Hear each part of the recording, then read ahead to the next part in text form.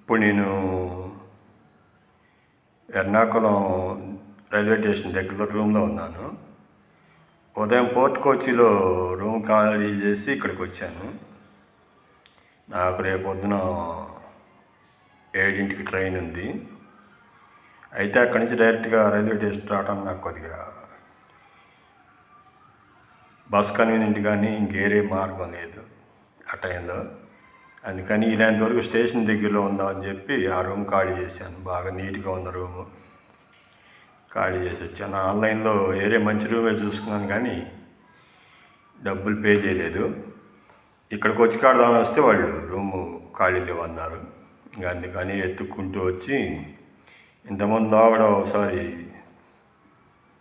వేరే రూమ్లో ఉన్నాను. ఆ రూమ్ కానీ వెళ్తుంటే దాని మధ్యలోనే నాకు ఈ రూమ్ దొరికింది. చీప్ అండ్ బెస్ట్ పడింది.